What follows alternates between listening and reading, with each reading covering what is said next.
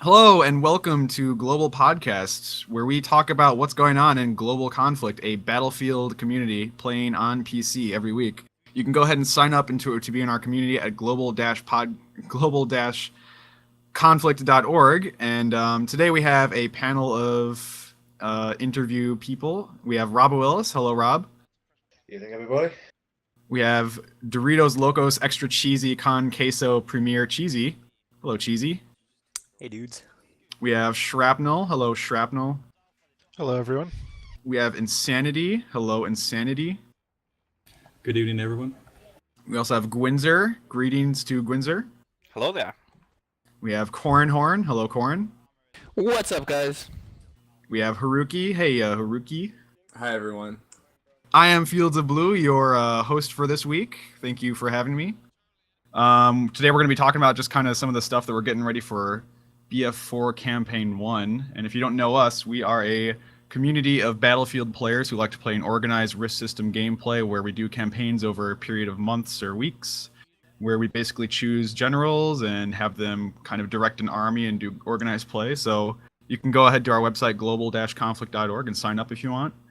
But today, we just had our new generals be announced, so we'd like to hear from them a little bit about what they're thinking, what their HC is going to be like, and all that. So our generals are going to be for GC BF4 Campaign 1. We have, drumroll, we have Shrapnel, and we have Cheesy.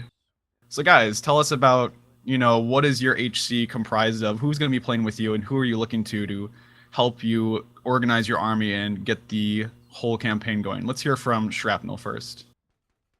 Hey, guys. Thanks for having me on. Well, I'm going to be heading up my HC. We're going to be the Allied Forces. The whole theme of this campaign is going to be kind of based on the Red Alert 2 universe. Most of us will probably remember that game. It's a real classic top-down tactical game. My second in command is going to be Tactical Virus. And then my other HC members are Robert Willis and a Docile Sloth. And over in my corner, this is Cheesy. Thank you guys for having me on. I will be the insane, incompetent Premier Romanov. Gwinzer will be my evil, manipulative, mind-controlling advisor, Yuri. And Duke Belisarius and Lord Gonza will be unidentified hot Russian babes. That is just perfect. Now, did the whole theme come up purely from Gwinzer's SIG in the forum? Because I think that might have actually been Yuri from the game, right? Gwinzer, you got any info on that one? Actually, no. I got the signature from the theme, so it's been decided for. Oh, the other way time, around. And I decided automatically I'm going to be Yuri. So. Ah, clever. But Shrapnel and I had to negotiate over who got to be, the bad guys and the good guys. There's this awkward trend the past few campaigns that the bad red team always seems to win. But the way I sold Shrap on letting me play red was that Gwinzer just made the perfect Yuri. That is true. Gwinzer is the perfect Yuri, but yeah, Blue's going to win this time, definitely. I remember that game for having those sweet live-action cinematics. Maybe we should make some of those for this campaign and have you guys star in them. I'm really hoping we can do a cool little trailer where we take all those cinematics and then we dub over it with our voices. That would be sweet as well. We should really work on some of these ideas we have. No, Comrade Premier. It has just begun. Cool. So, how excited are we all for Battlefield 4? I mean, I'm definitely looking forward to it quite a bit. Are you looking to try to, for the generals and HCs, are you maybe thinking of how you're going to be using commander mode and stuff to keep the battle days going and organize the armies during the battle days? I played with it in BF2, and I'm really happy to see it return in BF4. Can't wait to start using it again and see what's different about it. I'm really nervous because I loved Commander Mode in BF2, but I can just imagine so many ways they could screw it up and make it wrong. And if it sucks, it'll really suck, and if it's good, it'll be really, really fun. So I'm just counting down the days till that beta comes around and we can try it. Yeah, I know we're all kind of waiting for that very anxiously. Could you give any examples of like what you think might happen to mess up Commander Mode? Because I have absolutely zero experience with it myself. I've only ever played BF3. What I remember from BF2, Commander Mode was this carefully balanced thing where the commander was much more powerful than a field commander in regular old, BF3. You weren't just this little Mav eyeball in the sky. You could drop artillery, you could scan for stuff on the map. And I think there's similar stuff in the new game. There's definitely artillery. If that thing's too powerful, though, then it kind of just defeats the purpose of squad play on the ground. But if it's too weak, like BF3, then nobody wants to play commander, and it's just this awkward thing we play hot potato with. They gotta balance it just right. Yeah, I'm sure it'll be a challenge for DICE indeed, but we'll see how it turns out. And we're only like a few weeks away, aren't we? Maybe just like 1 week from the beta starting. Not even, man. We're 4 days. Preload is in 2 days, and then yeah. because guys, we can preload at I think it was 6 p.m. was the preload time, or maybe that was the start of the beta. For the generals, I want to know, like, in terms of strategy, because in BF2 you had to protect your assets, like the assets you had. Does that change the whole battlefield in your opinion? Like the whole concept of holding different objectives, not just the points, but having a squad protect or attack the enemy objectives? It's definitely going to be an interesting dynamic to the game.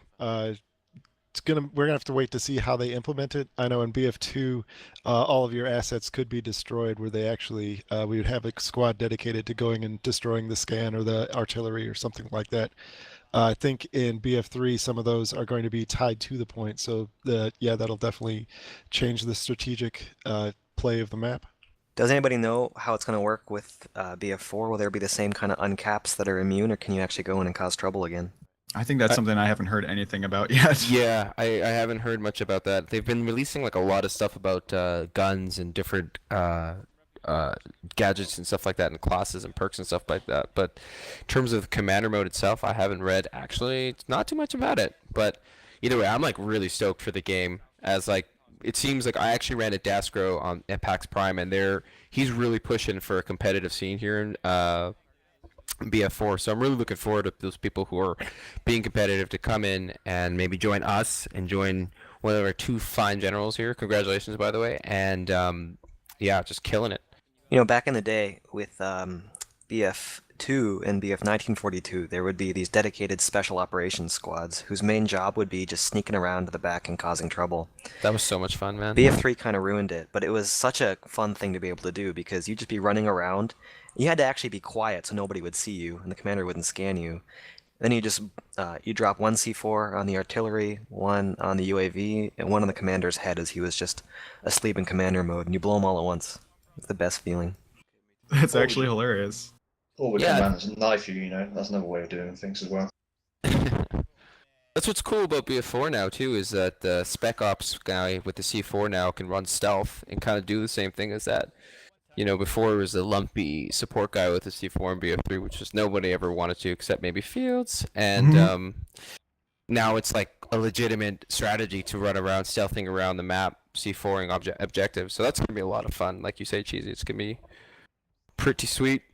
So let's look at the timeline really quick, you guys, because it looks like we have a pretty concrete timeline of what's going to be happening pretty soon. So it looks like next week we're going to just have the beta fun day, followed by in the 19th an officer draft, and the 26th of October we'll be talking about other things internally, I guess, as well as the drafts signups actually open up on that day.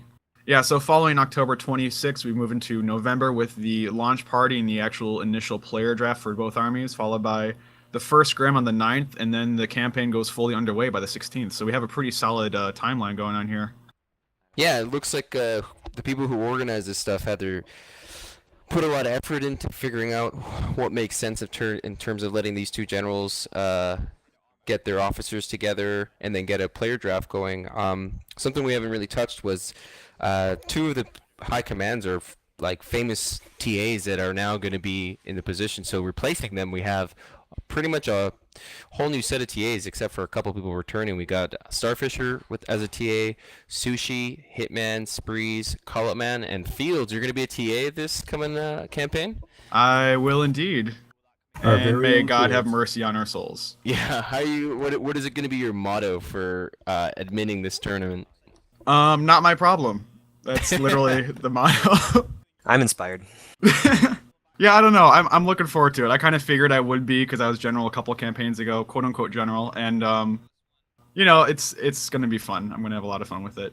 Well, you know, one of the complaints we heard about last campaign's TAs was that they were too good at Battlefield. So that's why we got guys like Fields and Sprees in there. Yeah, that explains a lot. Yeah. What about Starfisher though? That was an oversight, I'm sorry. So also let's talk about really quick our new welcome committee, which is being headed up by Insanity Rocks, a couple other people, which is here to kind of forward the public relations and kind of recruiting actions with GC. So Insanity, can you tell us a little bit about what the PR is going to do in the welcome committee, what we're going to do? Well, I don't think that I don't think I'm associated with the welcome committee so much as I'm more associated with the PR behind Global Conflict as a whole, and this is going to include not only our internal presentation but our external presentation, and by that I mean our presence on Twitter, our presence on YouTube, Twitch TV, and in fact this podcast. We're hoping to make this a regular event. At GC, although we are more dedicated towards the whole Battlefield experience, we do have a lot of players in here who are all gamers, and being a gamer usually means you've played other games. So, we've got tons of channels in our TeamSpeak, and people just get together on Sundays or after Saturday, after the battle day on Saturday. We just get together and just play some other games. So, for example, today we played like 7 hours of StarCraft, which, I think was a terrible mistake, but it was fun. So even if you're not really a Battlefield player, there's a game, and if there's a game for you that you like playing, I can guarantee that, you come in here and you can find anyone and just say, hey, you play da-da-da-da-da, you do play Civilization, I'll guarantee you'll get a few people that are willing to play with you. That's like asking someone if they do crack. Do you do crack? Because come do crack with me, Civ. Basically, yeah, back in earlier this summer, we had like a dedicated group of 6 to 8 players, and we would play like 12 hours of Civ. We would just sit. Okay, this sounds terrible. I'm gonna stop. But you get the idea. GC is so cool. One thing that I'd like to highlight is at the end of our Battlefield 3 era, if you will, we actually had a chance to do some inter-community scrims, and we're hoping to do more of that. So, like, Insanity, what else do we have any, like, what else are we, other than the podcast, like, we're pushing, like, the Twitter, the YouTube? Do you want to talk about that a little bit?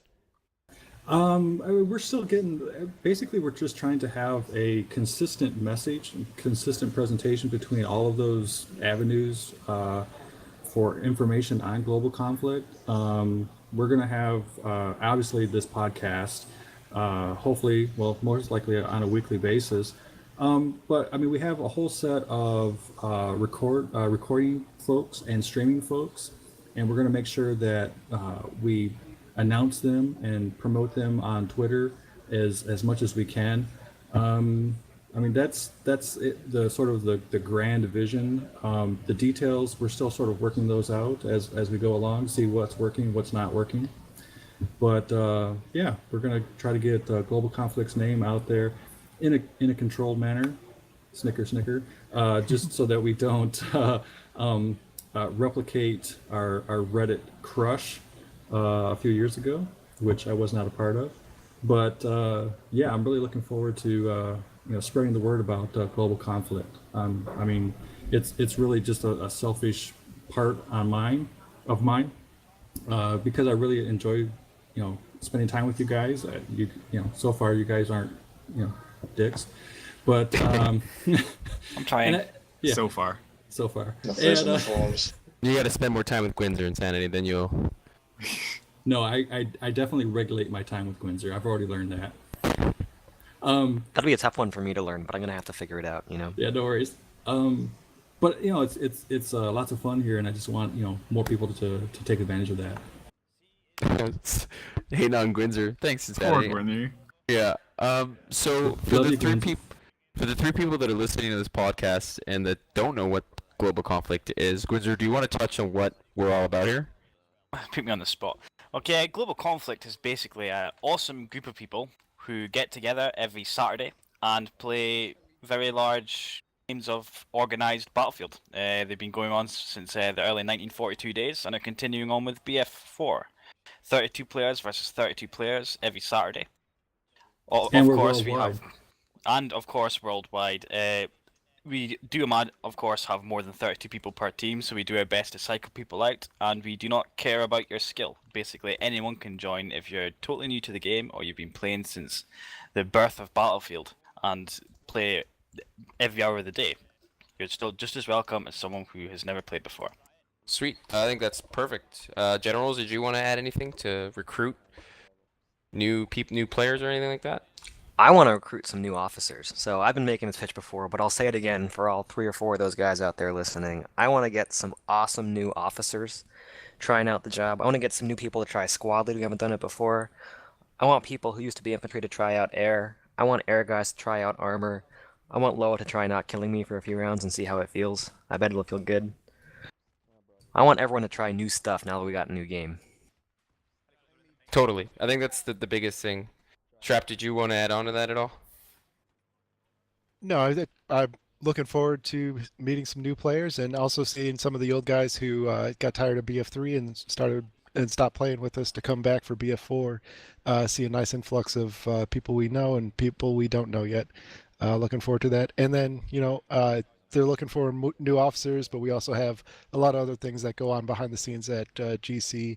So whatever you're really interested in, whether it's coding or helping with the website or doing graphical work or things like podcasts like this, we're looking for people to do all sorts of stuff. So whatever you like doing, just ask around and someone will find a spot for you. Sounds awesome, man. Yeah, I'm Cheesy, your post earlier this last week definitely convinced me to become a squad leader or officer, and I think that's the biggest point. Is now we have a fresh slate, the game's new, skill cap will be fairly close to even, and it's just a matter of getting your feet wet now. Like first campaign, why not? Totally agree with that completely. So I don't know. This is, I guess, maybe falls under the public relations committee, but is anyone as excited as I am to make a new intro video or trailer? Yes. Right? Yeah, man. I'm just excited to actually have an actual spectator mode in the next game where we can do it correctly this time, as opposed to trying to fiddle within the BF3 game system. I'd love for you guys to get some Battlefield 4 beta stuff in there as well. So Yeah. trailer, but I mean, Well, so our trailer's quite old, and so is our website. I mean, it'd be brilliant to have a good revitalization of it this year. Definitely looking forward to this. Yeah. Do you guys know how many spectators can watch at once? Can our whole waiting room sit in and It's watch? 4, isn't it? All right. I have Serves no like idea. something like 16. That's 4. Then you also have command on each side. Isn't it?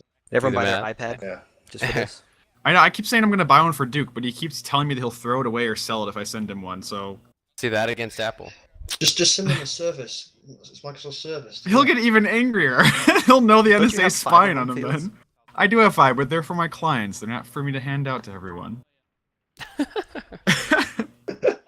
Can we be one of your Have you clients? tried? Yeah, right. The entirety of GC can use one surface that I have.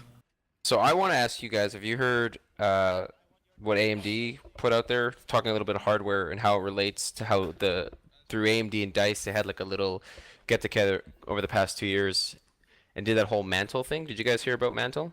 Yeah. Yeah, it's the unlocking like the GNUs of the GPUs or the graphic Exactly. cards or something like that. Can somebody explain it like I'm 5?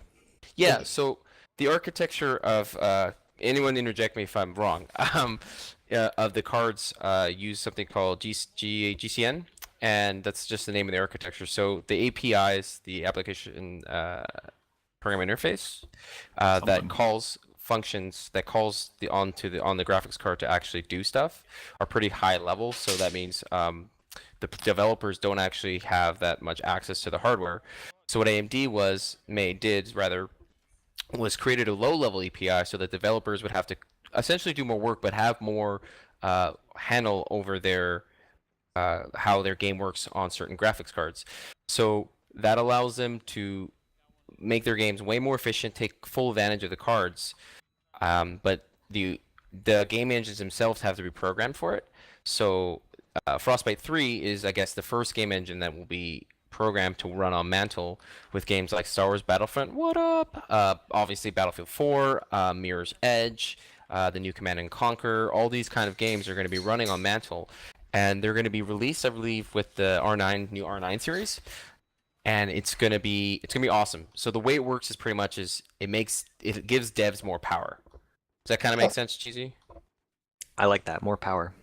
Yeah. I'm really excited just to see the fact that Microsoft has had just almost a perfect monopoly on, the APIs for such a long time with DirectX. I'm pretty sure, right? And then Mantle is coming along and is now finally, hopefully, going to threaten that a little bit, because we've had OpenGL the whole time, but it's not as frequently used or as advanced at this point. Yeah, and the problem is right now a lot of people are saying, and developers especially, like, why didn't we spend more time looking into making OpenGL more of a thing? What's really exciting about Mantle is right away when I thought about this, I thought about the new SteamOS and how cool it looks. And I think that's going to be super exciting about a whole gaming operating system. Imagine having a boot camp where you can boot your computer into a gaming operating system. I mean, that's the future, in my opinion. That'd be really cool. I guess bringing it back to GC and Battlefield 4.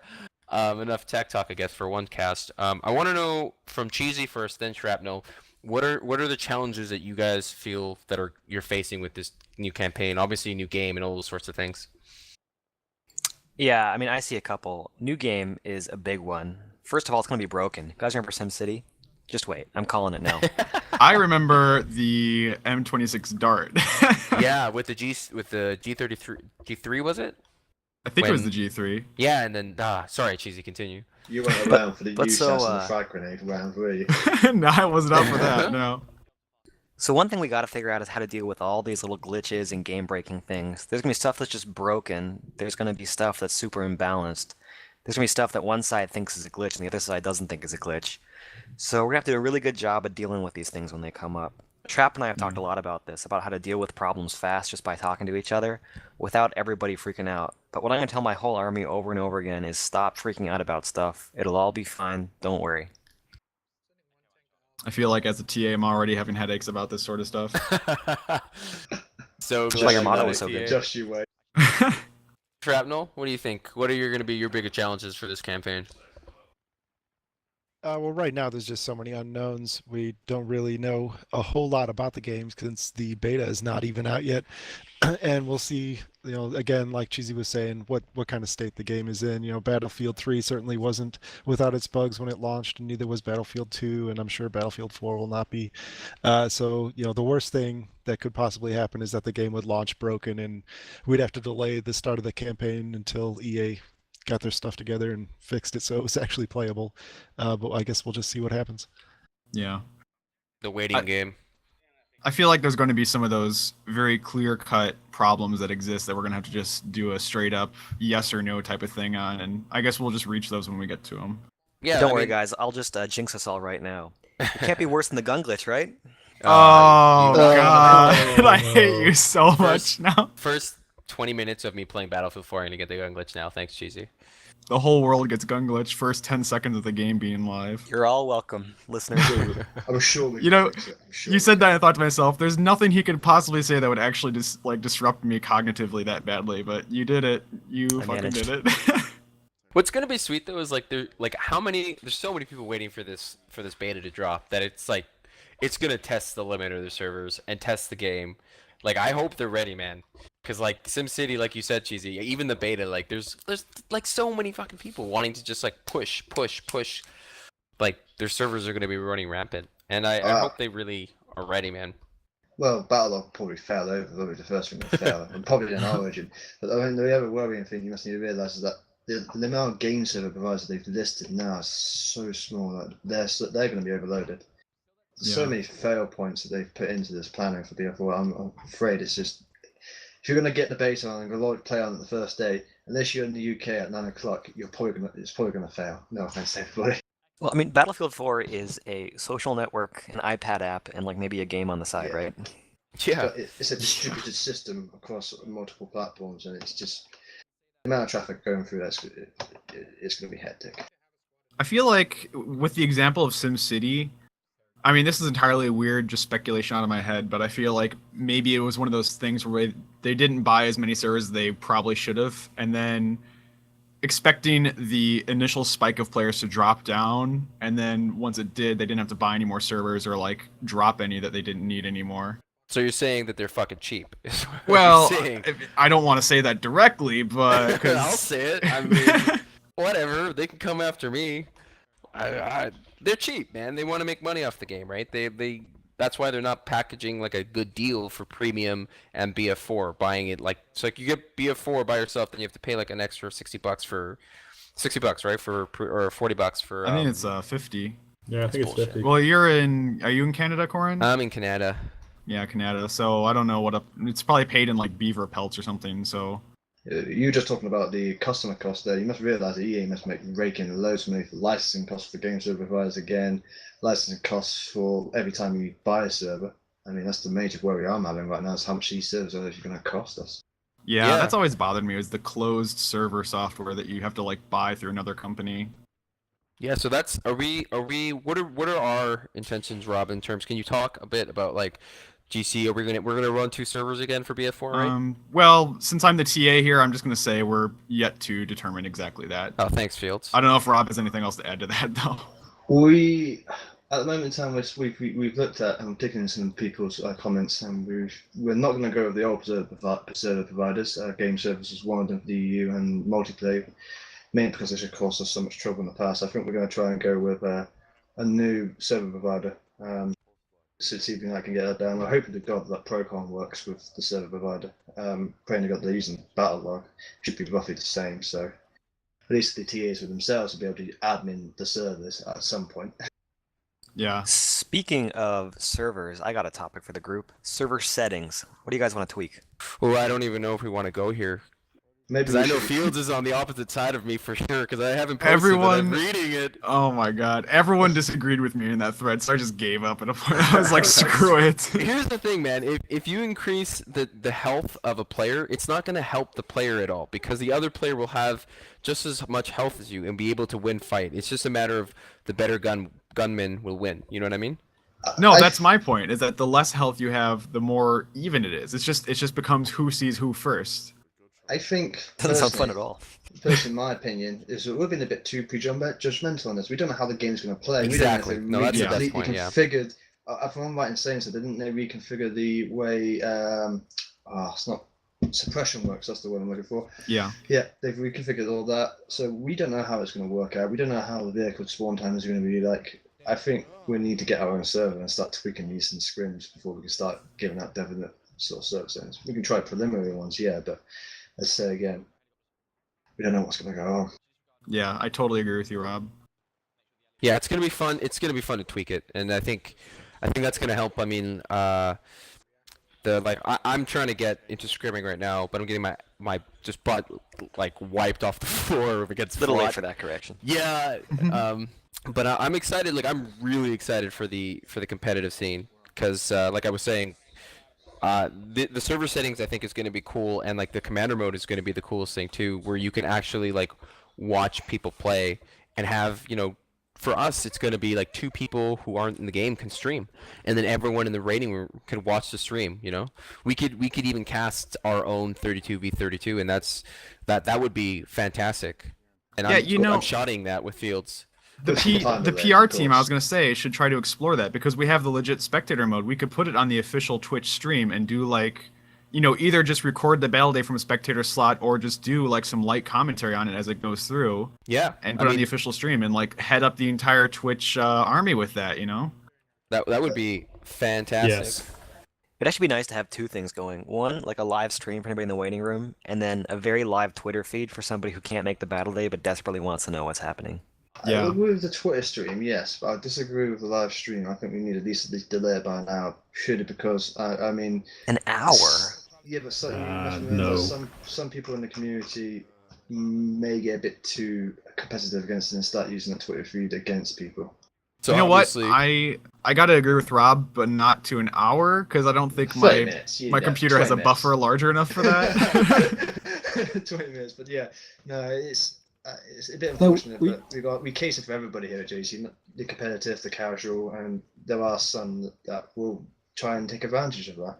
No, but yeah, I think you're exactly right. I mean, I wouldn't if we're gonna go 20-minute delay, we might as well upload it to YouTube and just make people wait. But a few minute delay definitely would be a good idea. That would be Well, a lot of fun. How did you feel about the 1 minute delay for the scrim? Oh, that works really well because the people in the scrim are the only ones who really have any opportunity to cheat. Now, if you have two armies of players who are playing against each other, though, that gives you the opportunity to have anyone who's just in the waiting rooms or anyone who has the competence to actually watch the game while they're playing to just kind of inform people on what's happening. So I would bump it up from like a minute for the scrims to maybe a couple minutes for the actual battle days. But for the scrims, it's always like a minute, maybe just 30 seconds, and that's usually plenty to keep. But them don't you from guys think we ghosting. could just have both armies say "not cool"? We could prevent that. Like I don't feel like you need Yeah, a long but delay to Absolutely, stop it. but I would- I feel like it's almost one of those things where you could take advantage of it without anyone knowing about it. Exactly, man. Yeah. And I mean, this is coming from me from an old FC perspective when I used to be in the army. I think 5 minutes usually is something where you got time to either react to something or try to give a plan and hopefully execute the plan. So maybe 5 minutes would probably be a better idea. 5 minutes Well- is a long time in a battle day. It's almost like maybe a quarter of the entire battle or the round. were you gonna say anything there, Insanity, or? Well, I was just going to say about the streaming and the delay. I have to admit that I was watching the other side stream and it was not delayed, and I fought myself to not tell anybody what was going on. But it's very tempting to just say, hey, this is what they're doing, this is what they're talking about. So I'm all for a delay. I think for the normally official before stream we can say that there will have to be some type of delay, or at least the TAs will make a decision on it whether there will or not be. But for people's personal streams, obviously it's up to them. This campaign's not gonna work, man. I'm not gonna be able to take you seriously as a TA, man. I feel whenever you're saying anything, it's like sarcastically dry. So I'm like, yeah, whatever, Field. I'll have concrete answers once we get things going, so don't worry about that. Along those lines, I feel that it's the PR committee's responsibility to communicate that information. So, when we start getting closer to recording, we'll remind everybody, okay, if you're going to record, do this. If you're going to stream, do that. Just so that we're all consistent. Yeah. Yeah, there'll be a tutorial, I guess, up for if there's not already for streaming for the players here from GC that want to stream, and we'll get them to, I guess, abide by it as much as we can, and then the people Yep. who are maybe casting slot, quote unquote, will definitely abide by it. So that would be pretty sweet. Yeah. It's gonna be interesting seeing. I feel like the last couple campaigns we maybe didn't have as much like video feed coverage, but it's gonna be exciting seeing how things kind of ramp up for BF4. Well, yeah, I gotta give props to Insanity and Mr. Blue here for pushing this podcast and just pushing the PR with the Twitter, with YouTube and all that, the amalgamation of all this stuff into one super thing. I think it really pushes people to know that, well, I can put it all in like a bigger melting pot of media. So thanks a lot, man. That's gonna be pretty sweet. Yeah. Kudos to both of you, and to everyone in the PR committee. Thanks, guys. I'm doing it for you. The last thing I wanted to say is, Shrapnel, Rob, good luck. You'll need it. Cheesy. Wait, I should let Shrapnel say this. Good luck to you as well, Cheesy and Gwinzer. I just want to ask one final thing, Shrapnel. How are the beaches in Hawaii? Like, is it like? How are you gonna do this? Waking up at 7 in the morning to hit up Battle Day every day, man. Oh, it's gonna be rough at first because the battle starts at 7 in the morning for me. Oh, I actually probably have to be up at 5:30 or so to start getting stuff set up to be on TS an hour beforehand. Yeah, that's definitely gonna take some getting used to. But on the good side, the battle will be over by noon, and then I can go sit on the beach the rest of the day. I hate you so much. He's got a brilliant high command. He'll be fine. We'll take it. We'll take it to slap where it needs to be. But like, if the Keep three them in things I could do meetings. on a Saturday were GC, beach, or sleep, I don't know. I might have trouble making room for this place. GC Sleeper Beach. He's got a big piece of paper with all those written on it, just looking at it. Squares beside it. Yeah. Hmm. Did Chew my get some- pencil. Ooh. Did you get some beer A on big there as wheel well, I and spin. alcohol? I think that goes along with beach at very least. Yeah, it's like a sub. I just want to say, I'm also excited for GC for Battle Football, but I'm also excited for GC in the community from where it's growing, and excited Right? for the changes going to happen. Like this is awesome. This is a Senator sort of viewpoint, and I'm sure all of us here in the Senate are actually happy and excited to see the changes of what you guys are going to do. And we wish you the best of luck, and hopefully get to come in more of these podcasts in the coming future. If we're not too busy like this. Yeah, definitely. Well, so speaking of the podcast, again, this is our very first one. Might have been a little rocky, but hey, we got through it and it was a lot of fun to do. I just want to thank all of our listeners out there. Hopefully you guys enjoyed it and had a lot of fun listening to us ramble for a while, and hopefully you got some good insight as to GC, what we are, what we do. And again, if you want to come and sign up and play with us, you're absolutely welcome to. Go to global-conflict.org. Go ahead and make an account and sign up for one of the armies. As of November 16th, I think it was. Anyways, in November, we'll have the open rosters open. And you can go ahead and sign up. Open. So thanks again for listening, guys. We're going to go ahead and tune out the podcast now, and we'll see you again next time. Aw, yeah.